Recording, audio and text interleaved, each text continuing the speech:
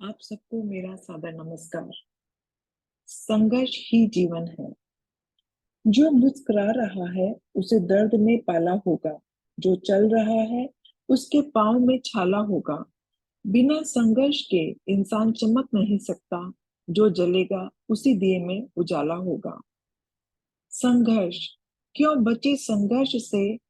संघर्ष ही तो जीवन की आत्मा है। जितना कठिन संघर्ष होगा उतनी ही शानदार जीत होगी। एक बार एक किसान भगवान से बहुत ही नाराज हो गया। किसान बहुत ही मेहनती था। बहुत मेहनत से वह खेतों में अनाज उगाता, उसकी देखभाल करता, पर अक्सर उसकी फसल खराब हो जाती। कभी सूखा पड़ जाता और कभी बाढ़ आ जाती। कभी तेज धूप, कभी आंधी, कोई ना कोई कारण बन ही जाता कि उसकी फसल खराब हो जाती। तब एक दिन वह किसान गुस्से में आसमान की ओर देखकर भगवान से बोला, हे ईश्वर, आपको लोग सर्वज्ञाता मानते हैं कि आप सब जानते हैं। कहते हैं कि आपकी इच्छा के बिना एक पत्ता भी नहीं हिलता। पर मुझे तो लगता है कि आप छोटी सी बात भी नहीं जानते। आपको तो ये भी नहीं पता कि खेती बाड़ी कैसे करते हैं। अगर आप जानते होते तो हर समय जो बाढ़, आंधी और तूफान आते हैं वो कभी नहीं आते। आप नहीं जानते कि कितना नुकसान उठाना पड़ता है किसान को। यदि आप मेरे हाथ में यह शक्ति दे दें कि जैसा मैं चाहूं वैसा मैं मौसम कर दूं, फिर आप देखना मैं अन्न के भंडार लगा दूंगा। भगवान इस किसान के तीखे वाक्य सुनकर मुस्कुरा रहे थे। वह किसान के समय सामने प्रकट होकर बोले, मैं आज से तुझे यह शक्ति देता हूँ कि तुम अपने खेतों पर तुम्हारी जैसी इच्छा हो तुम वैसा ही मौसम कर दोगे। मैं बिल्कुल भी दखल नहीं दूंगा। तुम्हारी इच्छा से सब कुछ होगा। किसान बहुत खुश हो गया। किसान ने गेहूं की फसल अपने खेतों में बोई। जब उसे लगा कि खेतों को धूप चाहिए तो खेतों को धूप मिले। जब पानी बरसना चाहिए तब पानी बरसा। आंधी, तूफान, बाढ़ कुछ भी उसने अपने खेतों पर आने ही नहीं दिया। किसान के खेत में इस वर्ष ऐसी फसल हुई जैसी कभी पहले हुई नहीं थी।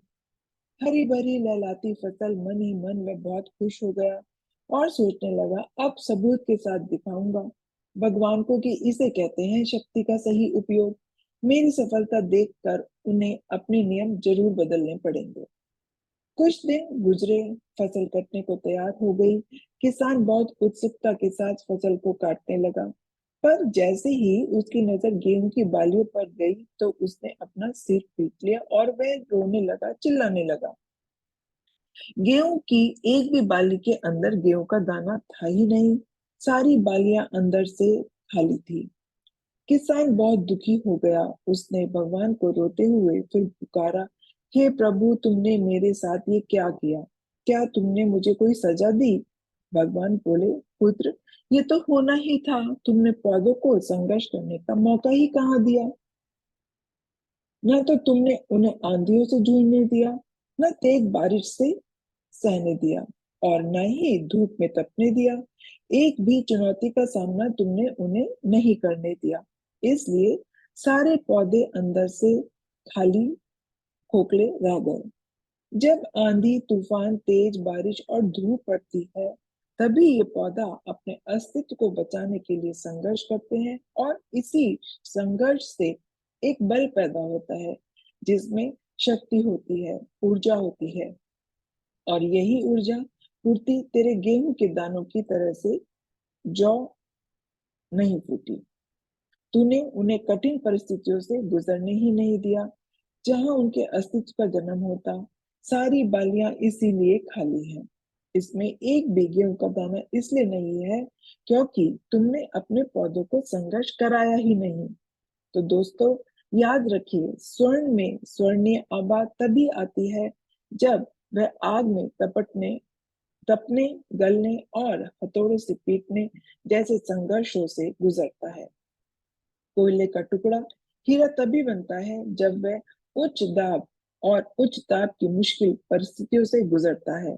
इसीलिए यदि हमारी जिंदगी में कोई संघर्ष ही ना हो, कोई चुनौती ही ना हो, तो हम भी गेहूं की बालियों की तरह खोखले रह जाएंगे, कोई अस्तित्व नहीं होगा हमारा। विपरीत परिस्थितियां, चुनौतियां, समस्याएं हमें और अधिक निखारती हैं। यदि जीवन में कठिन परिस्थितियां और चुनौतियां आए तो घबराइए मत, बल्कि उनका डट कर सामना करिए।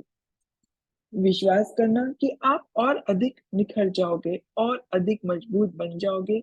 यही जिंदगी है, यही जिंदगी है।